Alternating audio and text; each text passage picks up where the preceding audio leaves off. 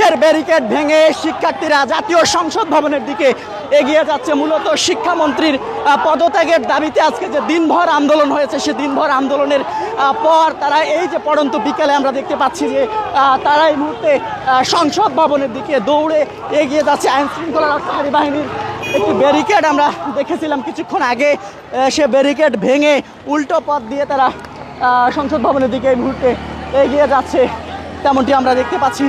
মূলত বন্যা, জলাবদ্ধতা এবং বৃষ্টির মধ্যে যে পরীক্ষা হয়েছে এইচএসসি পরীক্ষা, সে এইচএসসি পরীক্ষার মূলত সে পরীক্ষা দেবার বিরুদ্ধে শিক্ষার্থীরা ফুঁসে উঠেছেন এবং আন্দোলন করছেন। সারা দেশব্যাপী দেশের বিভিন্ন জায়গায় আজকে আন্দোলন হয়েছে। সেই ধারাবাহিকতায় আমরা দেখেছি সকাল থেকে রাজধানীর বিভিন্ন জায়গায় কিন্তু আন্দোলন হয়েছে। আইন শৃঙ্খলা রক্ষাকারী বাহিনীর সদস্যরা তারাও কিন্তু যাতে করে কোনো অপ্রীতিকর ঘটনা না ঘটে, যেহেতু সংসদ চলমান রয়েছে, সে চলমান অবস্থায় শিক্ষার্থীরা সংসদের সামনে অবস্থান নিয়ে যাতে করে কোনো অপ্রীতিকর ঘটনা না ঘটে, সে কারণে তারাও তৎপর রয়েছে। তেমনটি কিন্তু আমরা তেমনটি দেখতে পাচ্ছি যে শিক্ষার্থীরা এই মুহূর্তে দৌড়ে দৌড়ে তারা সংসদ ভবনের দিকে এগিয়ে যাচ্ছে। দর্শক, তেমনটি আমরা দেখাচ্ছিলাম, জাতীয় সংসদ ভবনের দিকে এগিয়ে যাচ্ছে শিক্ষার্থীরা।